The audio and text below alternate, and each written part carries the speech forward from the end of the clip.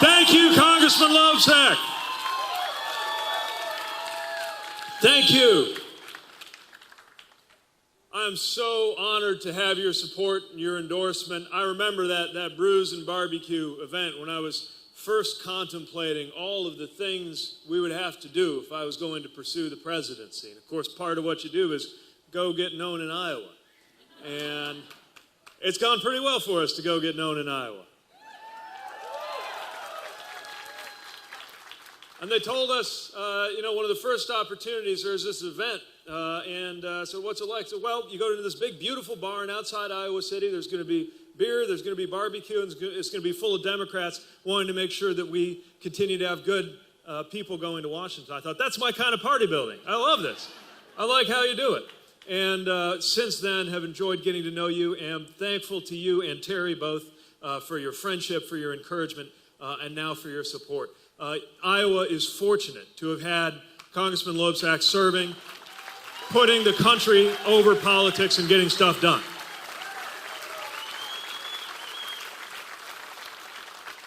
And while he is going to leave big shoes to fill, we have an excellent opportunity to send Rita Hart to the United States Congress to continue representing Iowa well with a good Democrat in that seat. Nobody's going to catch us treating the presidency like it's the only office that matters. We got to make sure we're sending good people to the House and to the state legislature too, and the Senate. And I know you share the same commitment to that. Fitting that we've got a mastodon in the background on a night like this where the snow has not kept you down, and I thank you for that as well. Because what could be more important than the future of our country, and that's what we're here to talk about. I'm here to talk about a day that is coming in our near future that is going to come one way or the other, but we got to make sure it comes sooner rather than later. And that is the first day that the sun comes up over Iowa and Donald Trump is no longer the president of the United States.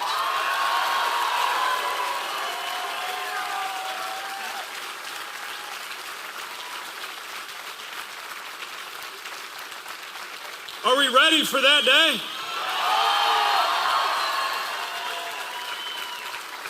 Ready to put the chaos behind us? Ready to put the meanness behind us? Are we ready to put the tweets in the rearview mirror once and for all? Me too. And I'm meeting an awful lot of folks from around the country and certainly around the state of Iowa who can't wait to bring that day about. Fellow Democrats, independents, and an awful lot of what I like to call future former Republicans who are equally eager to make sure that we change what's going on in this White House. And they are welcome to be part of this effort.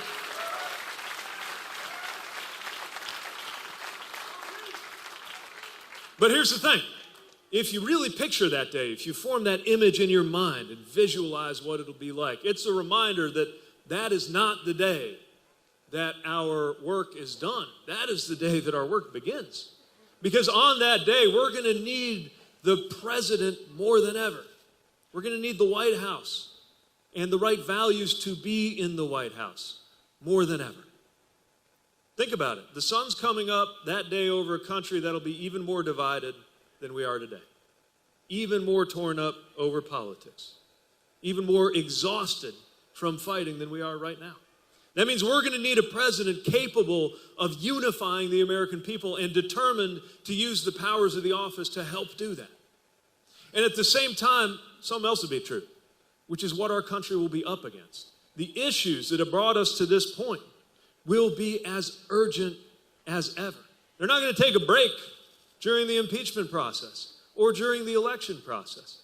The sun's going to be coming up in a climate that is this close to the point of no return.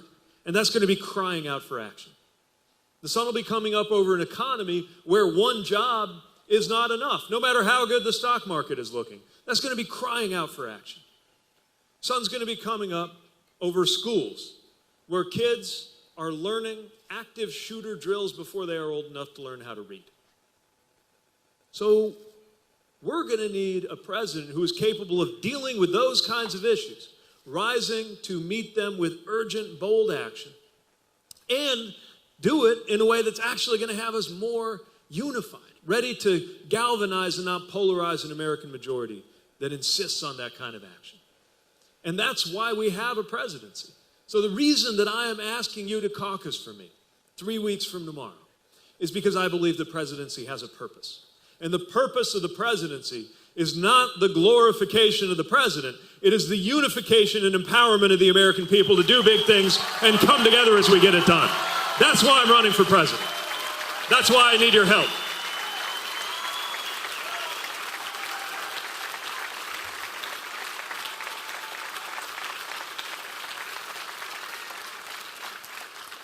I'm running to be the president who can open up the roadmap to getting these things done, where the guideposts are the American values that we share.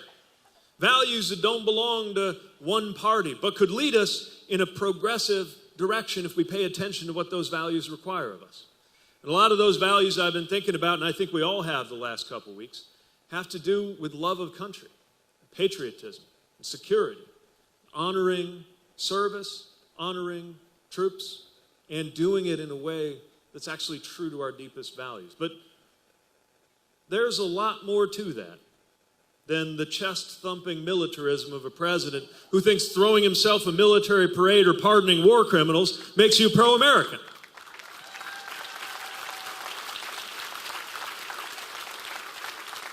If we're serious about honoring our troops, let's honor them by making sure they are never sent to sacrifice in a conflict that could have been avoided. That's part of patriotism and national security, too.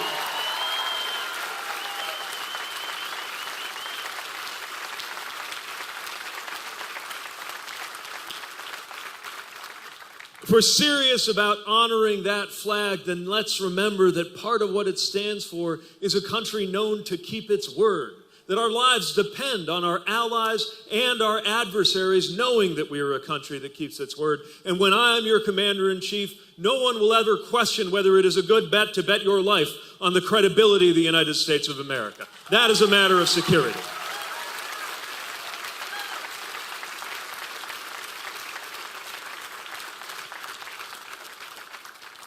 And if we're serious about protecting this country, that means protecting each other. A love of country that begins with the understanding that our country consists of people. And you cannot love a country if you hate half of the people in it. I'm for a richer sense of what it means to love our country. Oh, you all right? Can we get medical support? All right. Hi. Let's talk later on.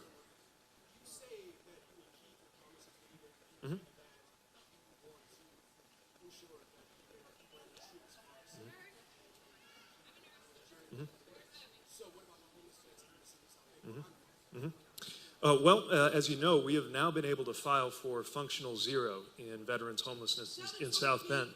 If you don't mind my asking, were you there to help us in that effort?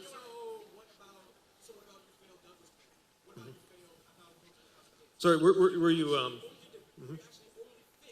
Sir?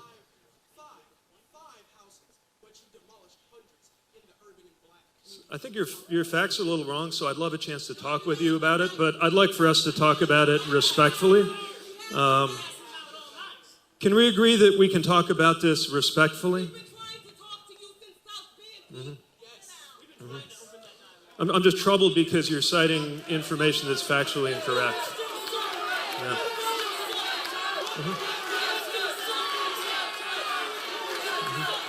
Can we talk later? So I'm sorry, but this is not the best way for us to have this conversation.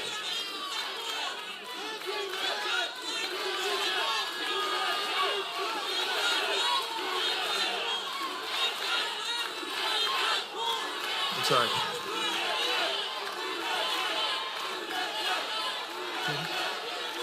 Sir?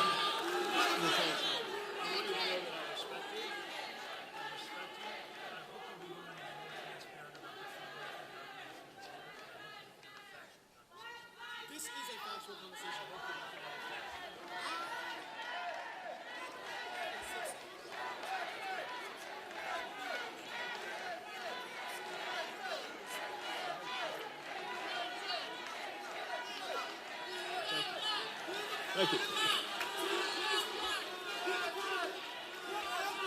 Can we hear it one more time for the idea of respectful, honest, open, and transparent dialogue?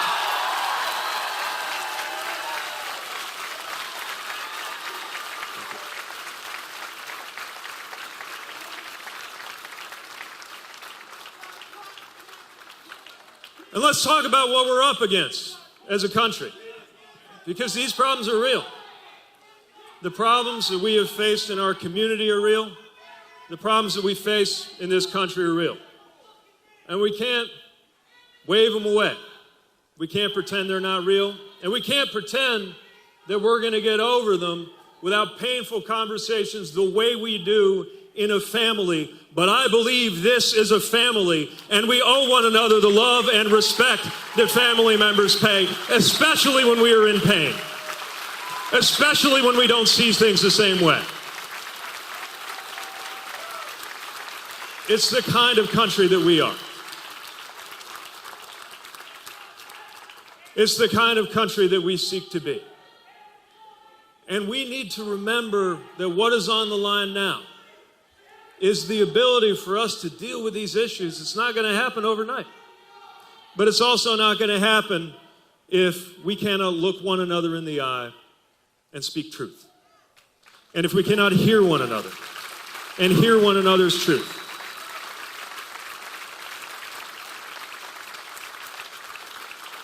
You will never see me saying I alone can fix it the way this president did, because that's not true. And you will never see me describing a political opponent or a volunteer for a political opponent as the enemy of the people just because we don't see things the same way.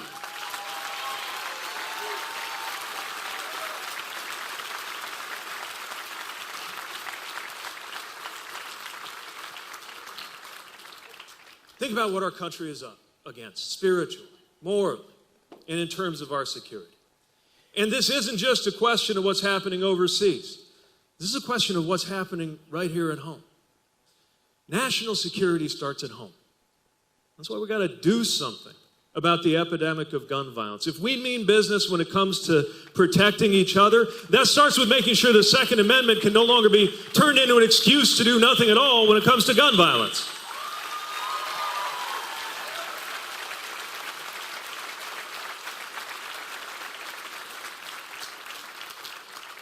If we are serious about protecting our country, we've got to protect our country's future. And that means rising to meet the challenge of climate change as the global security threat of our time and leading the world in doing something about it.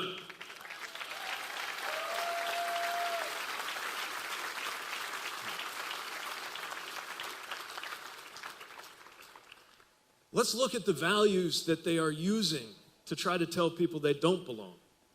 And think about what it means to actually take them seriously. Faith right now, religion, is being used to tell some people they don't belong. People are being treated differently according to their religion.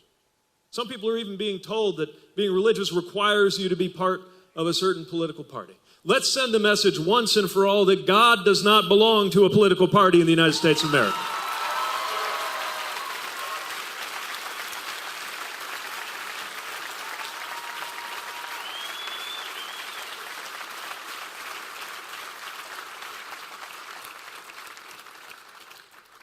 When I think about the values of multiple religious traditions, I'm thinking above all of the teaching that says that we are to treat one another the way we would want to be treated. I'm looking at the news right now thinking, whatever happened to I was hungry and you fed me? We're looking at Texas saying that they're not going to take refugees anymore, and I got to think about, I was a stranger and you did not welcome me. Surely we can do better no matter what faith tradition, if any, you belong to.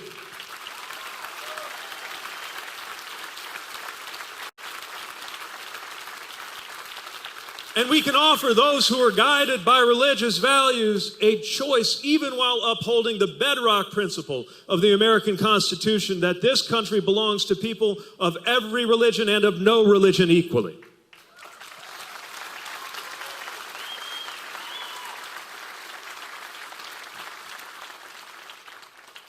These are the values that could light the way. Democracy is a value, not just as a system. But What does democracy really require of us? Are we a democracy if dollars can outvote people? I think we can do better than Citizens United, even if that means a constitutional amendment to clear that up and defend our democracy.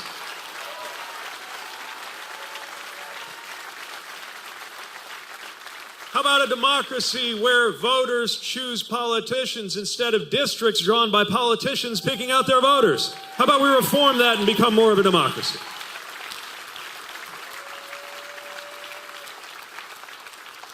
Some folks say I'm far out on this, but I would even go so far as to argue that in a democracy, one day we should start choosing our nation's leader by just counting up all of the votes and giving it to the person who got the most, like we would in every other election in this country. Let's let the value of democracy lead the way.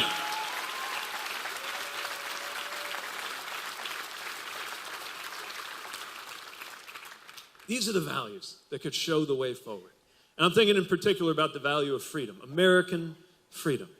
This is not as simple as cutting every regulation and every tax and every government program that's out there. That's not enough to make us free. I'm not interested in preserving Amazon's freedom to pay $0 in federal income taxes next year. I'm pretty sure they're going to be fine, even when they pay their fair share.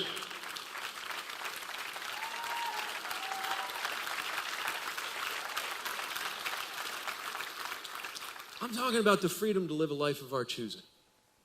Sometimes that does mean getting government out of the way. I'm a big fan of keeping government, for example, out of the business of telling you who you ought to marry. That's part of my freedom.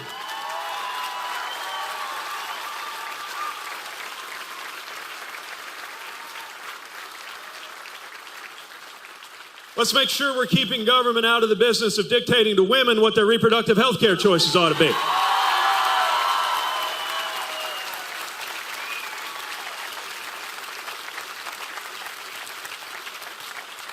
But sometimes, in order to be more free, we need the public sector to step up. That's why we have cities. That's why mayors exist. Because you're not free if you can't get access to clean, safe drinking water or a road to get you where you're going that's paved and plowed. I didn't get as many nods when I talked about snow plowing in Las Vegas. It's not as relevant for them out there, but you know what I'm talking about. If you can't get to where you're going, you're not free. That's what we expect of local government. And it's why we expect our school systems to educate our children, because freedom comes by way of education. Now, how about we back them up with a Secretary of Education in Washington who believes in public education and supports our teachers? I'm pretty sure that's an American value most of us can get on board with.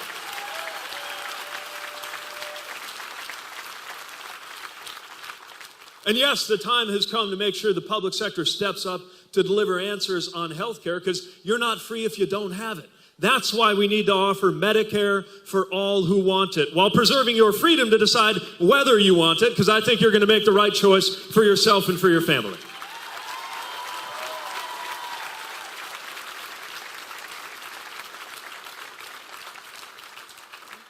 These are the values that could light the way forward. And this can't wait.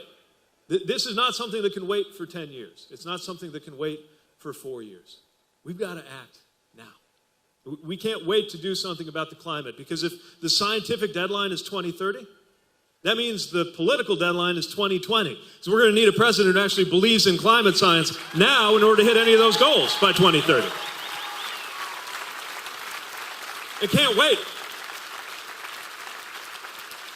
We can't wait to act toward becoming a society where your race has no bearing on your health or your wealth or your life expectancy or your relationship with law enforcement. That is a nationally urgent priority, and we got to act right now to do something about it.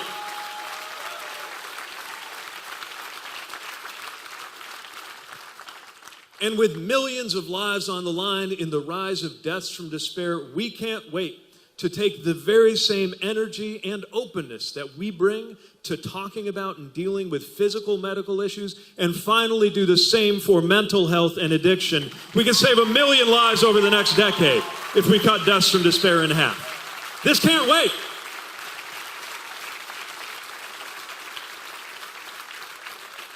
Nor, in my view, can our country wait to do something about the crisis of belonging that we are experiencing in different ways, reaching people in different forms, but telling so many people because of where you are in the economy, because of your race or your religion or who you love, what language you speak at home, people are being told they don't belong. The time has come for us to send the message that the only thing that our great country doesn't have room for is hatred and exclusion. This is our chance.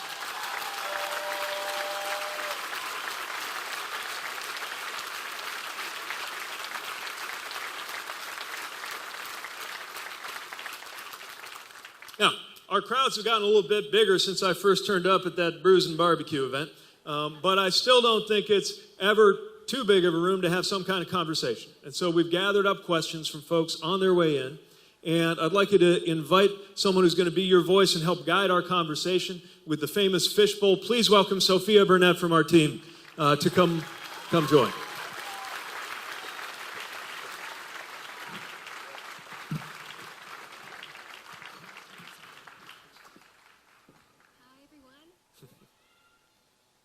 By the way, I know I'm biased, but don't we have the best team members on this campaign?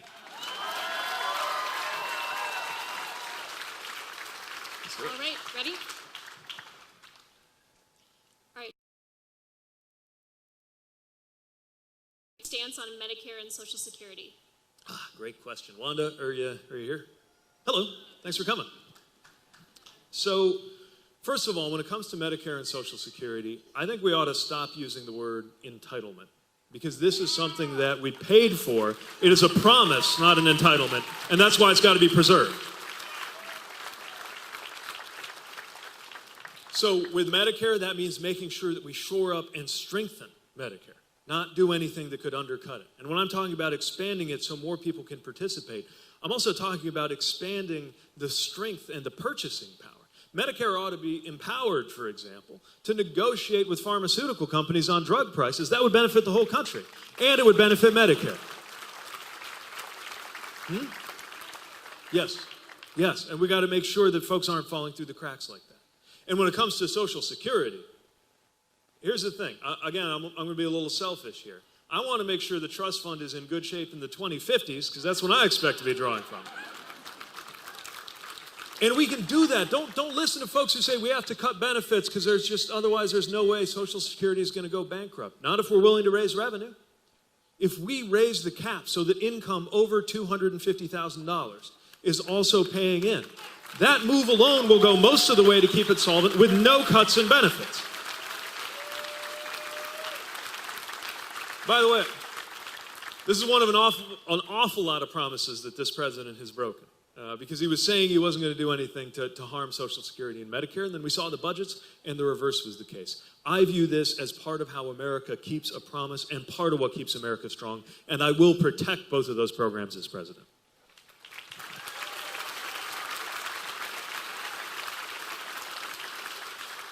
All right, next question is from Tim S. How would you start mending fences with our world allies? Tim, you here? All right. Hey, Tim.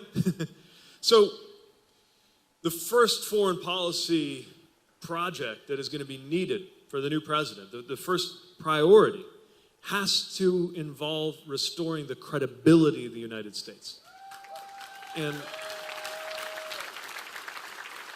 I got to tell you, when I was deployed overseas, I could feel a way in which the flag on my shoulder was protecting me just as sure as my body armor. The fact that our country commanded a level of respect among our allies and others.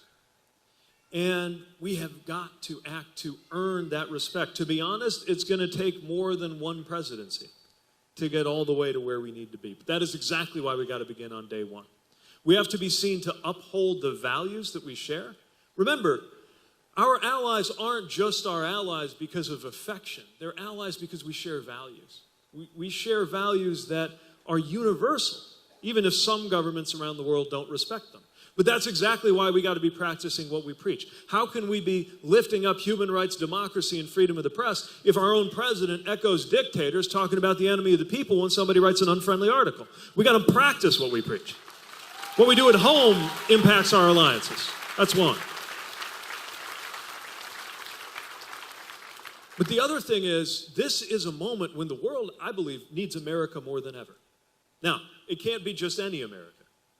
It's got to be an America that's actually living those values and living up to them. But if we do that, the world needs America more than ever, and America needs the world more than ever. Because think about the kinds of threats that we're facing right now. Cybersecurity, election security, global pandemics, refugee crises, global climate change. These are not things that any one country can solve alone, and they're not things the world will be able to solve if America isn't leading the way. What a great opportunity to restore our credibility, to be seen leading on those issues, and that'll be my focus as president. Next question is from Ella H. What is your plan to help teachers? All right. First of all, well, hi, thanks for coming. Do you mind if I ask how old you are? 8. And you're already thinking about, who's your teacher right now? What? Miss George, is she nice? Good. She doing a good job? All right. Miss George has the endorsement. And to any educators in this room, thank you for what you were doing.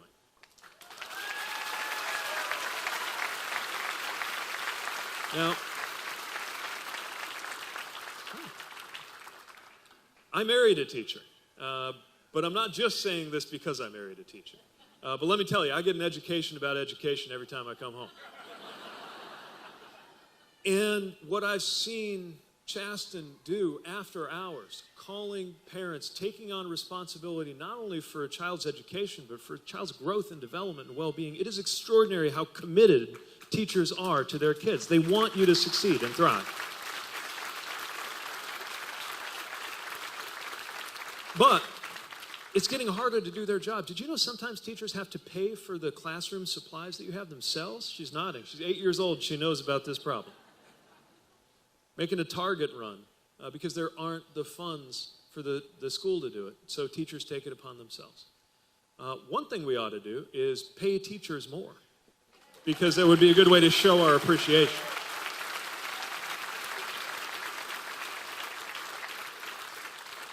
Another thing we can do is make sure teachers are free to do their job. Have you had any of those tests where you got to fill in the little bubbles? You done that yet? Yeah, you're nodding. 8 years old. It's already come to her classroom. Now, there is a lot to be said for assessment. It's important, of course, to do assessment. But when it winds up taking over, then it's automating the teaching profession. And we need to make sure that we show some regard for the fact that teachers are professionals.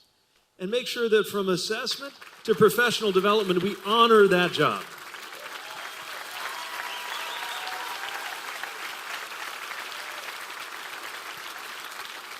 And here's the thing.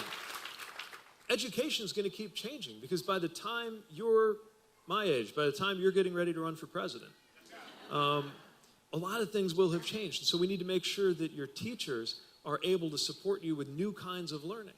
And it's not just so you can get a good job, although that's going to be important, but you're going to be a citizen. You're going to be making big decisions. Every time, for example, if you're here in Iowa, you're going to be making decisions about who to caucus for, which means you'll be making very important decisions as a citizen.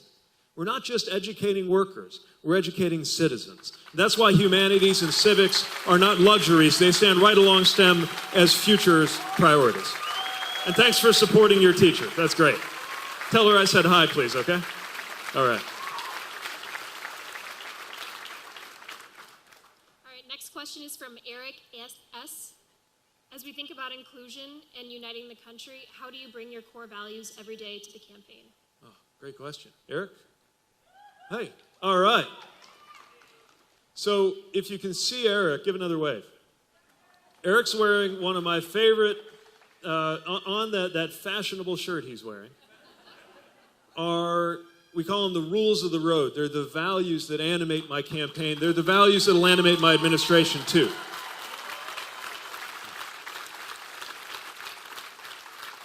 The very first one is respect. And the fact that we respect the office, we respect this country, we respect our traditions, we respect our competitors. We respect those who don't agree.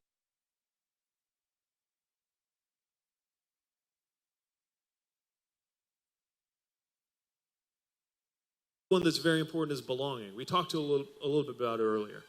I think this is critically important. I know it doesn't sound as concrete as some of the policy things we've been talking about. But I think it matters what kind of message, what kind of tone is coming out of the highest office in the land to deal with that crisis of belonging. We need to send that message from the top.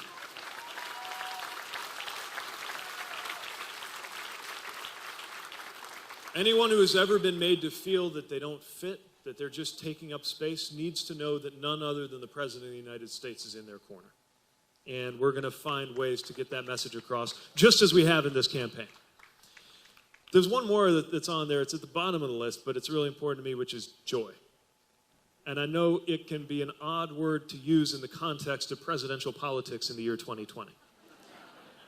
But we also have to find that joy in the fact that we are privileged to be participating in one of the most important moments in the future of this country. So there's more than enough grim determination that propels us in a lot of this work. We got to find the joy in it too. And we got to recognize where we have come as a country and what we have to protect as well as what we have to change. This is our opportunity to do that. And it's as much in how we do things. It's as much in what we don't do. Look at this White House. So much of our understanding of a proper presidency is dependent on what we didn't even know we counted on the president not to do until he started going and doing it. So, both in terms of the harm that is not done from the Oval Office and a proactive determination to spread those values through the country, it has to be part of every step we take, and we have to weigh every policy decision we make in terms of those values too. And I can see you're well ahead of me on that, so thanks for spreading that message.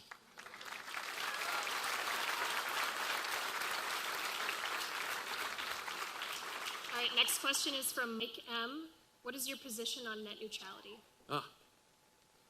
It's really tempting to make a joke and say neutral, but I'm not neutral on net neutrality. I strongly favor it, and I believe we need to establish it as the law of the land. I don't know if Mike's here.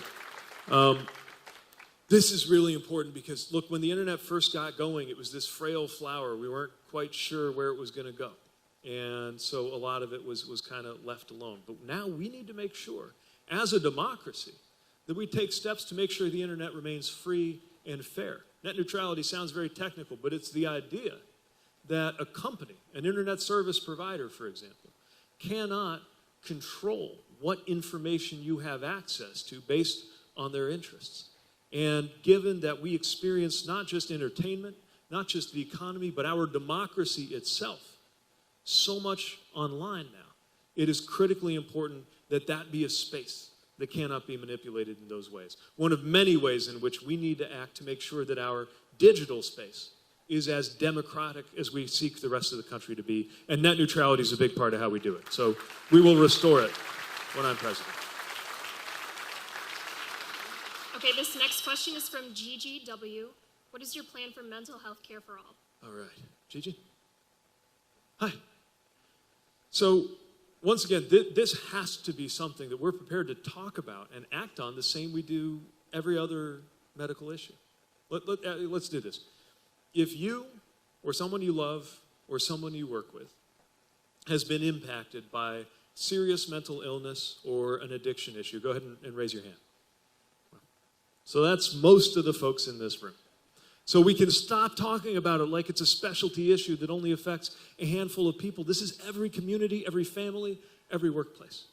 And in order to get the policy right, we got to get the culture right.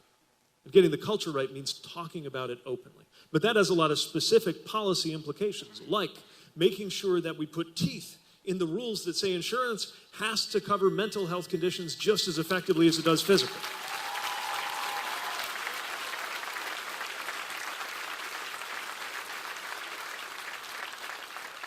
It means making sure we recruit and support more mental health providers, people who are doing the work. Otherwise, it doesn't matter if you have the coverage if it takes you months before somebody can actually see you. Third thing we got to do is recognize that a lot of people are being asked to be on the front lines of mental health without being given the equipment or even the mental health first aid training that they need to do it. Our first responders, officers, paramedics, and teachers. This is another thing that we're asking teachers to do that is way more than is fair to put on their shoulders. They need support when it comes to handling mental health issues.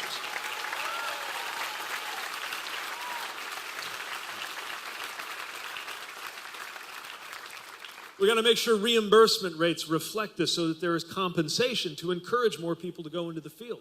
Part of my national service vision is a community health corps to encourage people to volunteer in this area and hopefully nourish an interest in working in it as a career down the line. And we're calling it Healing and Belonging Grants. I'm proposing a $1 billion fund going out to cities in order to make sure that communities are able to come up with programming that helps build up not only the tools for healing in mental health, but the sense of belonging that a lot of people are self-medicating to deal with that leads to addiction. The answers don't have to come from Washington, but more of the funding should when communities are stepping up to deal with this.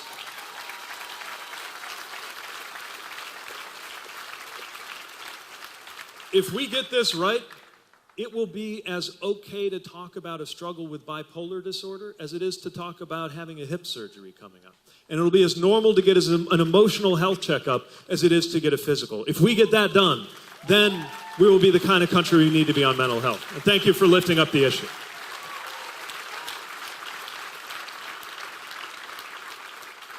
All right, next question is from Rachel P. Will you lower healthcare costs? Yes. Rachel? Hi. Oh, hello. All right. We got some sophisticated youngsters here. All right. Is it okay if I ask how old you are?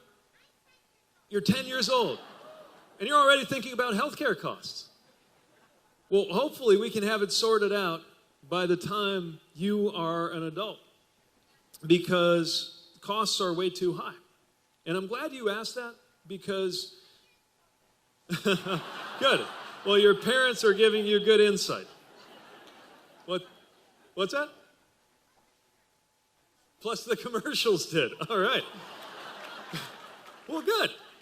Because, there's this whole argument going on about coverage and who's got the best vision on Medicare or Medicare for all who want. Of course, I think mine is the best. But we're not hearing as much about the issue of cost. And we need to make sure that cost is under control. When you need treatment, when you need support, when you need to visit a hospital, we need to make sure there are no surprise bills when it comes to hospital treatment, which is why we're going to act to put a cap on that. It's why we're going to act on the cost of pharmaceutical goods. And that means holding drug companies accountable. It means saying that they can't raise prices too quickly, faster than inflation, without having to pay a penalty. It means negotiating with those companies what the costs ought to be. And when you have what are called PBMs, I'm getting kind of technical with you, but I can tell you're ahead of your age. These pharmacy benefit managers, we got to make sure that these efforts to drive up costs are met with an administration determined to bring them down. Because it shouldn't be so hard to be able to afford care. When you have insurance, a lot of times people have insurance and they're still paying way too much. That's why we're going to cap the amount that you have to pay out of pocket. And we're going to do it monthly. Because most of us don't experience the economy on a yearly basis. What about you? Most of the bills come in every month. Have you ever been in this situation where you got to delay a procedure or a prescription because you're trying to have it happen in the right month? Doesn't make any sense medically, but that's when the out-of-pocket caps kick in. We got to make sure it's a monthly cap. So my point is, we're going to be working very hard on this because there are so many different areas where it matters that the administration cares about keeping costs down. Making sure everybody has insurance, but also just making sure, no matter what your insurance is, that it's affordable. Sound like a plan? All right. Thanks.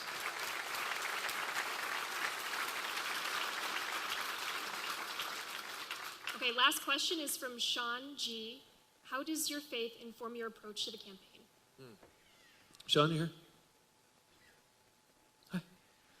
Hi. Thanks for coming. So, first of all, let me make it clear again, as somebody who knows what it is to sometimes have to deal with other people believing they can impose their interpretation of their own religion on others, it's very important when I talk about my faith, I'm not talking about something that I will impose on anyone who has a different religion or no religion. That freedom is critically important. But now that I've said that, I want to share how my formation works. And part of it is a belief, according to my faith tradition, that salvation has to do with how you make yourself useful to others. in particular those who are most on the margins and most oppressed, those who are cast out by society. I belong to a Christian tradition where this is where so much of Scripture takes us. And by the way, it's one of the reasons why I think we need to talk more about poverty. We all, when you're a politician, they tell you, talk about the middle class. Everybody's middle class. And only talk about the middle class. But there's no teaching, as far as I know, in any religion that says, as you have done unto the middle class, so you have done unto me. We got to talk about poverty, especially in our country. And I think it's even more true the more you reach positions that are exalted or getting a lot of attention or ceremony here on earth. The truth is, government officials don't come off great in the New Testament. But one of the main messages of the New Testament is God himself spends his time when he comes to earth on things like washing the feet of the dejected. That act of service. Feet are gross, and they must have been, especially in the society of 2,000 years ago. And the idea that the greater your station and the greater your power, the more you should be concerning yourself with making yourself useful in comforting those who are most on the margins. That animates me, and it does have implications for how I will prioritize my attention in ways that I hope people, regardless of moral or religious traditions, can support as the right thing to do. That's it. All right. One more time for Sophia for leading the discussion, being your voice.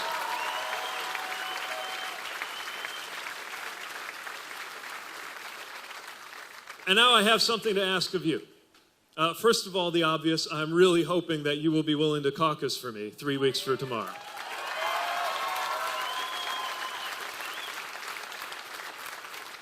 But also, if what we're trying to do speaks to you, if you see how this country can get better and quickly if we do the right thing, and if we have this vision carry the day, then we could also really use your help.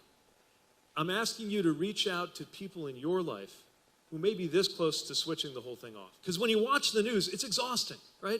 I mean, watching this impeachment thing, figuring it'll go to the Senate and might be a foregone conclusion before it even arrives, is just one more moment that I think is designed to beat the hope out of us and beat the joy out of us when we're thinking about the political process. But the moment we give up hope is the moment that cynics win. And nothing is more powerful than somebody in your life reaching out to you, letting you know why they're involved. So if you're involved enough to be here, in other words, if you have enough hope to have propelled you on this snowy night into spending some time with us talking about how our country could be better, then that means you also have the power to spread it. And it's one thing for somebody to see a commercial from me. It's another for them to hear from you your story of what brought you through these doors. And we have an organization that is ready and eager to engage you in that work. Let me ask our precinct leaders and our organizers to just give a wave so you can see around the room who our precinct leaders and organizers are. They got the buttons, they got the shirts. Thank you for your help.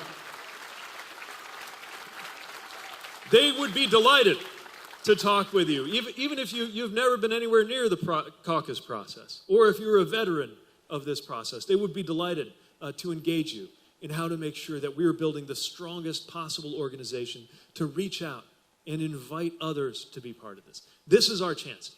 This is where we say no to the hopelessness and the helplessness and the exhaustion and take it into our own hands. That's what 2020 is. Our chance to take control. And it begins, Iowa, with you 3 weeks from tomorrow. So are you ready to spread that sense of hope around? Are you ready to bring about that sunrise that I was talking about, where we can put the Trump administration behind us and build a better day? Are you ready to make history together, Iowa?